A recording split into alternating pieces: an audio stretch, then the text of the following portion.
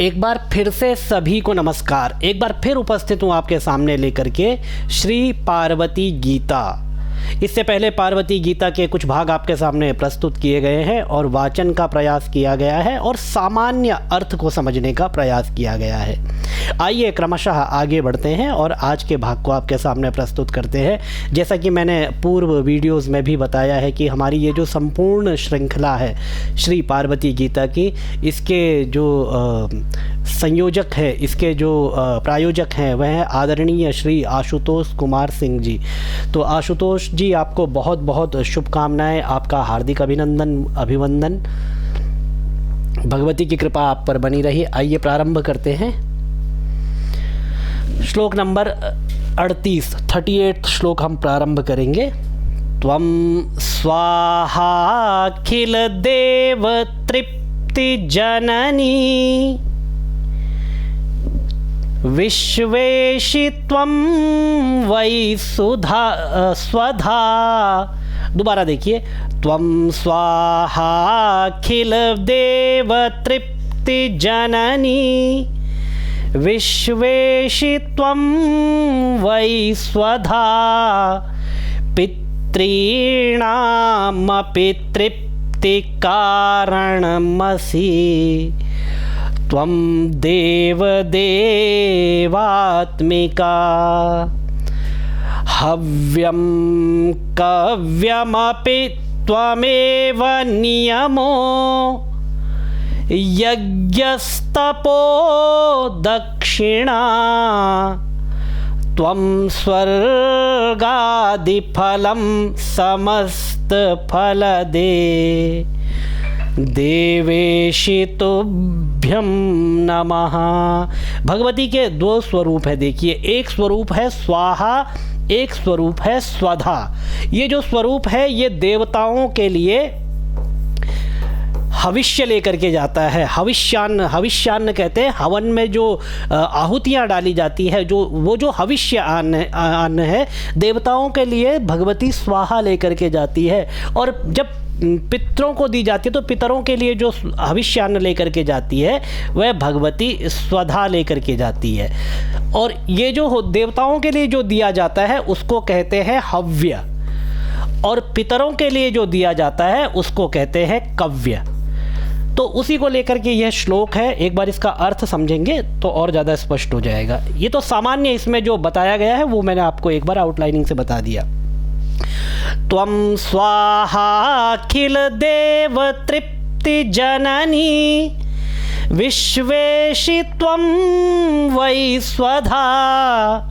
पितॄणामपि तृप्ति कारणमसि त्वं देवदेवात्मिका। हव्यं कव्यमपि त्वमेव नियमो यज्ञस्तपो दक्षिणा। त्वं स्वर्गादिफलं समस्तफलदे देवेशि तुभ्यं नमः। हे विश्वेश्वरी, आप स्वाहा के रूप में सभी देवताओं को तृप्त करने वाली और स्वधा के रूप में सभी पितरों को तृप्त करने वाली है। आप ही हव्य मतलब जो देवताओं के लिए हविष्यान्न लेकर के जाया जाता है, और कव्य जो पितरों के निमित्त दिया जाता है। पितरों के निमित्त दिया जाने वाला कव्य, देवताओं के निमित्त दिया जाने वाला हव्य। नियम यज्ञ तप एवं दक्षिणा दान है। आप ही नियम हो, आप ही यज्ञ है, आप ही तप है और आप ही दक्षिणा है, आप ही दान है। तो ये संपूर्ण चीज़ें यज्ञ को पूरा करती है। इसीलिए यज्ञ की पूर्ति तब तक नहीं होती जब तक उसमें दक्षिणा का विधान नहीं किया जाता। तो ये भगवती का ही एक स्वरूप है। आप ही स्वर्गादि का फल है। हे समस्त फलदात्री, हे देवेश्वरी, आपको बारंबार प्रणाम है। और भगवती हमारी माता है, इस संसार की जगजननी है, इसीलिए हम भगवती को प्रणाम करते हैं। नेक्स्ट श्लोक देखते हैं अब आगे। रूपम सूक्ष्मतमं परात् परतरम यद्योगिनो विद्यया शुद्धं ब्रह्ममयं वदन्ति परमं मातः सुदृप्तं तव वाचा दुर्विषयं मनोतिगमपि वाचा दुर्विषयं मनोतिगमपि त्रैलोक्यबीजं शिवे भक्त्याहं प्रणमामि देवी वरदे विश्वेश्वरी त्राहि माम। आपका सूक्ष्म रूप सूक्ष्मतम है, पर से परतर है। भगवती का स्वरूप कैसा है? एक कठोपनिषद में एक पंक्ति आती है, अणोरणीयान महतो महीयान। अणोरणीयान महतो महीयान, वह परब्रह्म परमात्मा कैसा है? अणु से भी अणु है और महत बड़े से भी बड़ा है। तो वही भगवती का स्वरूप है, सूक्ष्म से भी सूक्ष्मतम है और पर से भी परतर है, जिसे योगी जन विद्या अपने अध्ययन के द्वारा ब्रह्ममय बताते हैं। अहम वाचम अजनयंत, भगवती देव्यथर्व शीर्ष में भगवती स्वयं कहती है कि अहम ब्रह्म स्वरूपिणी, मैं ब्रह्म स्वरूपिणी ही। और इस ब्रह्म स्वरूप का साक्षात्कार ऐसे ही नहीं हो जाता। इस ब्रह्म स्वरूप का साक्षात्कार करने के लिए योगी जन ध्यान लगाते हैं, और ध्यानावस्थित तद गतेन मनसा पश्यन्ति यम योगिनो। ध्यान में अवस्थित होकर के उसी में अपने मन को समाहित करने के बाद योगी जन उसका साक्षात्कार करते हैं। इसी को योग दर्शन में तदा द्रष्टुः स्वरूपे वस्थानम, जो योग सूत्रकार हैं, योग सूत्रकार ने जो दूसरा सूत्र लिखा है पतंजल योग सूत्र में, वहाँ पर तदा द्रष्टुः स्वरूपे वस्थानम, दृष्टा अपने ही स्वरूप में स्थित हो जाता है और साक्षात्कार करता है। वहाँ पर धर्म में है समाधि लगती है। तो ये अपने ही स्वरूप में स्थित होकर के जिसका साक्षात्कार करता है, वही ये भगवती की बात की जा रही है। वह त्रैलोक्य का मूल बीज है। हे शिवे, हे देवी, मैं आपको भक्ति पूर्वक प्रणाम करता हूँ, और मैं भगवती को भक्ति पूर्वक प्रणाम करता हूँ। ये जो पुराण के द्वारा प्रणाम किया गया, और भगवती को नित नितराम मैं सदैव प्रणाम करता हूँ। आइए अगला श्लोक देखें। उद्यत सूर्य समप्रभां मम गृहे जातां स्वयं लीलया देवीमष्टभुजां विशालनयनां बालेन्दुमौलिं शिवाम् उद्यत्कोटिशशाङ्ककान्तिनयनां बालां त्रिनेत्रां परां भक्त्या त्वां प्रणमामि विश्वजननीं देवी प्रसीदाम्बिके। हे अंबिके, प्रसीद, प्रसन्न हो जाइए। कैसे प्रसन्न हो जाइए? आप मेरे घर में लीला रूप में प्रकट हुई हैं, प्रादुर्भूत हुई हैं। आपके शरीर की जो शोभा है वह कैसी है? बाल सूर्य के समान है। बाल सूर्य जो प्रातःकालीन रक्त वर्णिम जो सूर्य होता है उसको बाल सूर्य कहते हैं। बाल सूर्य के समान है। आपके विशाल नेत्र है। अब आपने दुर्गा सप्तशती में जो अष्टम अध्याय है उसका ध्यान पड़ा होगा, अरुणाम करुणाम तरंगिताक्षीम। तो वहाँ पर भगवती के चक्षुओं का, नेत्रों का वर्णन है। वैसे ही आपके विशाल नेत्र है। आपके सिर पर बाल चंद्र शोभित है, बाल सूर्य के समान आपकी आभा है, और आपके सिर पर बालेंदु, बालेंदु मतलब इंदु मतलब चंद्रमा, बाल मतलब बालक, छोटा चंद्रमा आपके सिर पर सुशोभित है। आप सबका कल्याण करने वाली है। आपके नेत्र उगते हुए करोड़ों चंद्रमा की कांति से युक्त है। जिस प्रकार करोड़ों चंद्रमाओं का प्रकाश होता है उस प्रकार आपके नेत्रों का प्रकाश है। आपके 3 नेत्र हैं। आप पराशक्ति हैं, आप जगन माता है। भक्ति पूर्वक मैं आपको प्रणाम करता हूं और आप मुझ पर प्रसन्न होइए। हे भगवती, मुझ पर भी प्रसन्न होइए। भगवती से मैं प्रार्थना करता हूँ मुझ पर भी भगवती प्रसन्न हो, आप सब पर प्रसन्न हो। जितने भी पाठ को सुनने वाले हैं, जितने भी पाठ को देखने वाले हैं, उन सब पर भगवती प्रसन्न हो। जो हमारे पाठ के आज प्रायोजक है आदरणीय श्री आशुतोष कुमार सिंह जी। आशुतोष कुमार सिंह जी, भगवती की अनंत कृपा आप पर बनी रहे, क्योंकि आपने हम तक ये सब पहुँचाया है। और ये स्तोत्र आपने जब मुझे भेजा था, ये श्री पार्वती गीता, तो निसंदेह उस समय भी मैं उत्साहित था। कि इसको किया जाना चाहिए, ये विषय लोगों तक पहुंचना चाहिए। और देखिए बड़े आनंद के साथ ये विषय आगे चल रहा है, सभी लोग इसका लाभ लें, लोगों तक शेयर करें, क्योंकि श्रीमद् भगवत गीता अद्वितीय है। लेकिन भगवती पार्वती का जो स्वरूप यदि जानना हो तो उसके लिए श्री पार्वती गीता भी अद्वितीय है और लोगों को इसको पढ़ना चाहिए।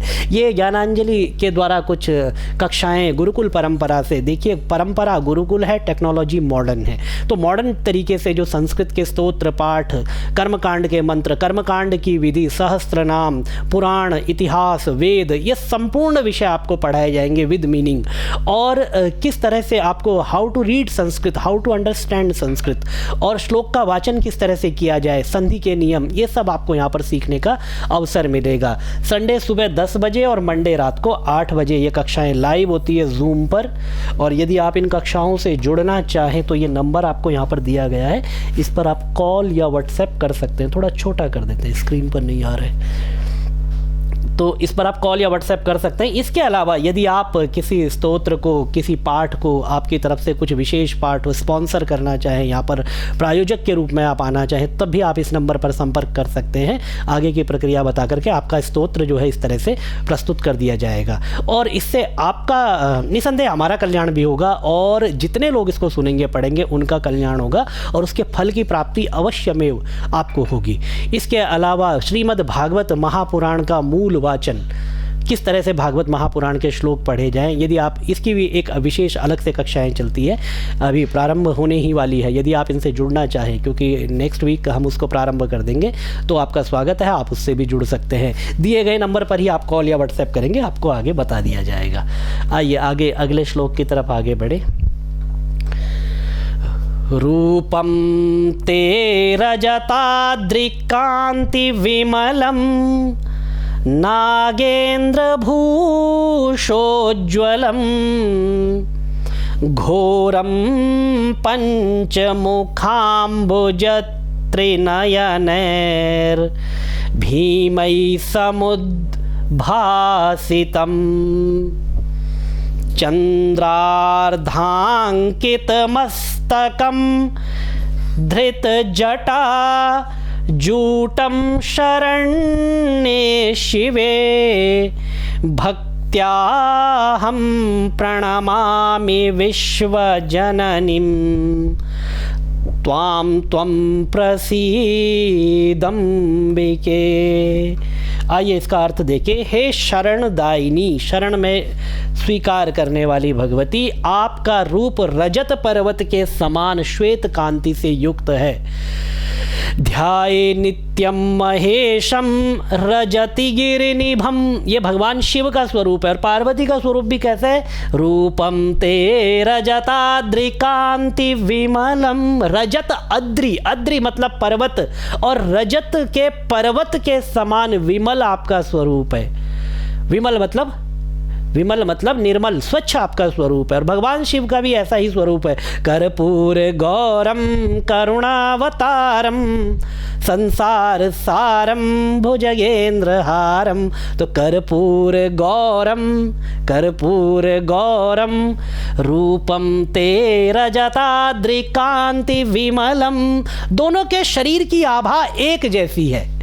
रूपम ते रजताद्रिकांति विमलम नागेन्द्रभूषोज्ज्वलम, नागेंद्र सर्प को जिन्होंने आभूषण बना लिया है। घोरम पंचमुखाम्बु, अब यहाँ से देखते हैं, आपके 5 मुख कमल तथा 3 भयंकर नेत्र हैं। आपका मस्तक अर्धचंद्र से सुशोभित है, उस पर सुंदर जटाजूट है। जटाजूट होने के कारण ही कैलाशपति मेरे देवादिदेव को कपर्दी कहा जाता है। तो भगवती भी ऐसे ही जटाजूट वाली है। हे शिवे, भगवती का नाम है शिवे, जो भगवान शिव से संबंधित है वह भगवती शिवा है। और शिवा का संबोधन एक वचन, हे शिवे, हे जगन्माता, मैं आपको भक्ति पूर्वक प्रणाम करता हूँ, आप मुझ पर प्रसन्न होइए। और भगवती को ये दोनों हाथों को मैं अपने जोड़ लूँ, अपने मस्तक को थोड़ा सा झुका लूँ, इसके अतिरिक्त भगवती के सामने और मैं क्या प्रदर्शित कर सकता हूँ। ये मैं पर्वतराज हिमालय की बात नहीं कर रहा हूँ, ये व्यक्तिगत अपनी बात कर रहा हूँ, मैं आपकी बात कर रहा हूँ। कि भगवती के सामने इसके अतिरिक्त हम क्या प्रस्तुत कर सकते हैं। अगर कुछ देते हैं ये भी अपना ही है, ये भी भगवती का दिया हुआ है। त्वदीयम वस्तु गोविंदा तुभ्यमेव समर्पये, भगवान की ही वस्तु हम भगवान को अर्पण कर रहे हैं। यदि कुछ देना हो तो हम अपना अहंकार भगवती के सामने नतमस्तक होकर के न्योछावर कर दें, त्याग दें। वही भगवती के चरणों में हमारी संपूर्ण पूजा है।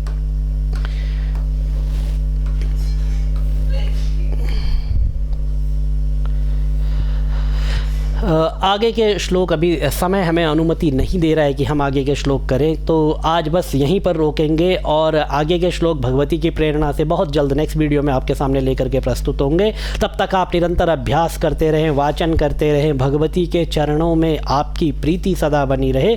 ओम भगवत्यै जगदम्बिकायै नमः।